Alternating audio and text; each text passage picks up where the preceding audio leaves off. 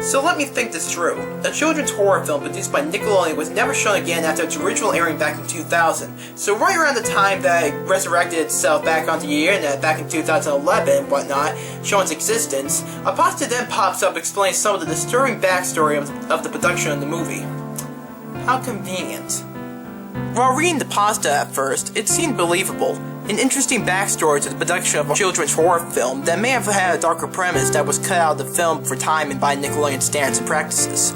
I don't know, it seems to be weird that Peter Lauer, a guy who directed episodes of comedy shows like The Adventures of Pete and Pete, Arrested Development, Malcolm in the Middle, and so on and so forth, you wouldn't expect him to be directing a horror film, even if it's just a made-for-TV movie by Nickelodeon. My problems with this pasta arise on two things. One, Peter's attitude. He's portrayed as a creepy fuck that seems to enjoy the idea of trying to scare the shit out of his peers, while trying to pitch ideas in the movie that seem out of place, considering that he usually directs comedy shows. And number two, the last bit of dialogue that states that he managed to influence Nickelodeon with new characters or new shows based on morbid ideas he originally pitched for the plot of Crybaby Lane seems to now really be stretching it. Now it sounds like more of a theory pasta, but that's just my opinion. To sum up, the pasta has good and bad moments in the story. To me, it's never really memorable, but for what it is, it's okay, I guess. And if you like it, good for you. Now, if you'll excuse me, I gotta start watching the movie so I can give it a proper review in time for the end of the month so I can give it a proper review. Or maybe early February, whenever I feel like it. I can also watch it on my phone. So, yeah, go watch the video. In 1999, I was 22 and I had just graduated from Emerson University in downtown Boston, majoring in screenwriting, specifically in cartoons and children's programming. My debt was pretty bad, so when Nickelodeon Studios offered me an internship at the studio in California, I accepted immediately. I jumped at the chance to get away from my dead-end job at Benjamin Franklin Tour Guide. Many of you asked to see Crybaby Lane, but if you want to see the original Crybaby Lane, you never will. Even if Nickelodeon somehow consents to releasing it to you, you won't be seeing what was shown on TV, and you sure as fuck won't be seeing the original that Lauer made. I don't even think Nickelodeon has the original cut of the movie anymore. And if they do, it's only backup copies. If the backup copies exist, they must be locked away in some vault, along with all the deleted Ren and Stimpy and the never-before-mentioned episodes of SpongeBob SquarePants. I'm pretty sure the director, Peter Lauer, has the original copy, and it's probably on his mantle next to his snuff films. That creepy-ass fuck. Anyway, I was hired in 1999, and immediately I was put on a creative production team for the movie Crybaby Lane. It would be almost a year before the movie was due to broadcast. All in all, it was a pretty low-effort kind of thing. There were only 4 people on the creative team, and I was the only steady one. Lauer would replace them on whim. He said it was to keep it fresh. I thought it was because he was hiding something, and I was right. We had a little over a year to make a made-for-TV movie. Not to just write and cast it, but to film it and get it edited. Lauer didn't work fast at all. After the first 3 weeks, we only had the ideas for the first 15 minutes of an 85-minute movie. Lauer, even at this point, was a weirdo. He was tall and lanky, and he carried himself awkwardly. He stuttered when he talked, and sometimes, when you were hunched over a piece of paper during those endless brainstorming sessions, you'd look up and you'd catch him staring at you, smiling. He'd look away when you caught his eye, and I guess that was the creepiest part. He always looked like he had something to hide.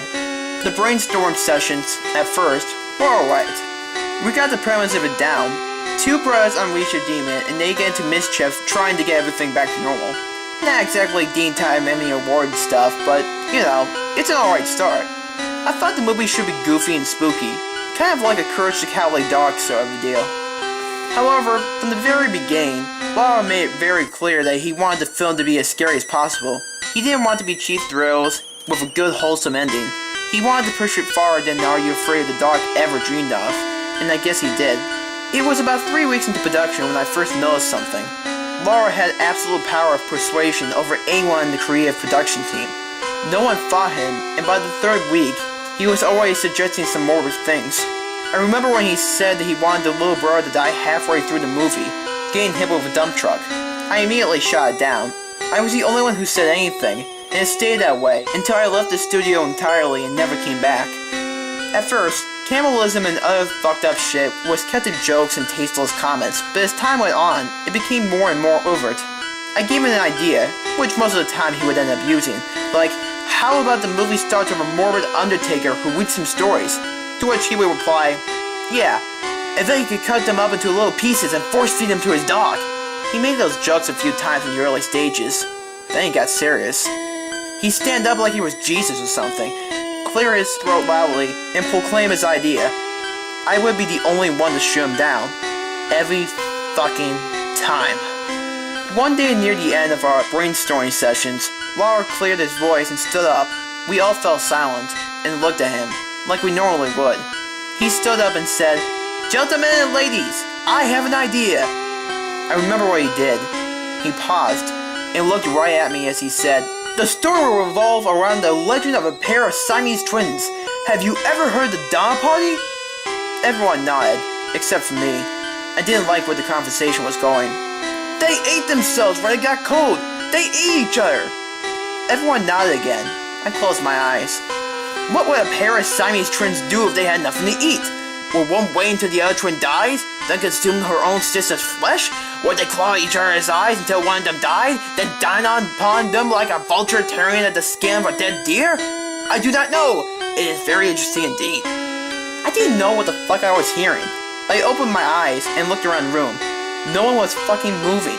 Everyone's eyes were on Laurel except for mine. And when I looked at him, he was still staring at me. Children like violence. They well into it.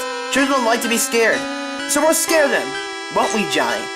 He leaned over the table, getting pretty damn close to my face. His breath smelled like decaying shit. I stared back at him. I think you're fucked up, to be honest.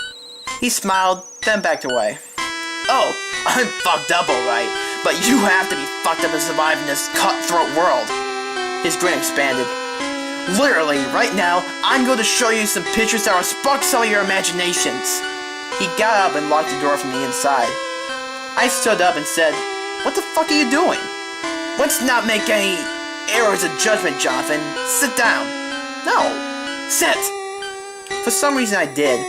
Laura pulled out one of those shitty overhead projectors. He turned on the switch and he shouted in an unusually high and semi-frantic voice, "This is fucking news! What we need to continue with this pro-fucking-duction! This is what every child should see!" His eyes bulged into his head. He put the image down on the glass surface on the overhead. It was silent. The image was in black and white, but it was grainy. I could vaguely make out a boy lying on a brick floor. His arms cut off, and his bloody little nub black dots. The only thing that was clear was his face. He was bleeding from the mouth. Laura almost threw the paper off the overhead, slamming down another one. It was a zoomed-in shot of the boy's face. It was in color. The blood trickled from his open mouth onto the brick floor, his eyes shut, grimy blood underneath his eyebrows and eyelashes. Then his eyes opened, and I screamed. No one else in the fucking room did, and it died in infancy, the shrillness ringing in the air. The pupils were completely black. The rest of the eye was normal. The longer I stared, the more the eyes opened, widening and widening until it looked like the skin above his eyebrows and eye sockets were going to rip in half. Then they started to bleed. Blood had started as a trickle, and I swear to God I could hear it. More, now it was like a full-blown stream. More and more until the brick on the floor was a lake of blood. I could hear it, like I was hiking and I came across the stream. And now I could smell the kid. I could fucking smell his rot. I leaned underneath the table and vomited. When I rose back up, the images were gone. Everyone else in the room was expressionless. Laura turned on the lights. "You may go," he said, unlocking the door. I walked through those fucking doors and I never came back. This happened near the end of the brainstorming process. And by the time I left, the casting was done and the script was almost fully written. They were desperately behind schedule, and I think Laura planned it that way, so there wouldn't be time for proper editing. I never watched the real thing when it aired, but I heard from a friend who was working at the editing department that they had to cut a good 15 to 20 minutes of disturbing footage from the film before it was fit to be released. And it was only fit to be released. They didn't have enough time to check the footage frame by frame. I guess he got his wish, unless they cut every single frame that had the pictures in them. Every child watching Crybaby Lane had unconscious memory of those pictures, and I weep for them. I really do. They fucked me up, and as I write this to you, it'll be the last thing I'll ever write before I slit my throat, before blood splatters over this fucking computer screen. There's something I should tell you first. Early on, Lauer posed an idea of the two brothers capturing a squirrel, putting said squirrel into a jar, and slowly drowning it before filling the jar with sand and dropping it into the bottom of a pond. Soon after this was suggested, Sandy from SpongeBob SquarePants appeared in Tea at the Tree Dome. Lauer also suggested, in one scene of the movie, from a man who had a squid-like nose to take off his pants in front of the two boys and rape them off camera, but heavily applied. Squidward soon appeared as a major character in SpongeBob SquarePants. It was suggested that the two be stepbrothers, forced to live in the same house after the first one's mom was found dead in a shallow grave, her body heavily cannibalized by her own husband, a local weatherman. A show with a vaguely premise, Drake and Josh, started in 2004, and the stepfather was indeed a weatherman. Lauer also suggested the younger brother had a doghouse in which he keeps various animal fetuses encased in acid, regularly uses to poison his mother to have sex with his abusive stepfather. As told by Ginger, it aired soon after. A man who captures the soul of children in a vacuum cleaner and sends them to Hades? Danny Phantom. A robot who goes insane on the two brothers, kills one of them, wears their skin, pretending to be the dead brother at high school? My life as a teenage robot. The list goes on and on. Nickelodeon knows, and they continue the legacy of Lauer, sometimes subtly and sometimes overly. And there is nothing you and I can do about it. Do you want to see it? You got it.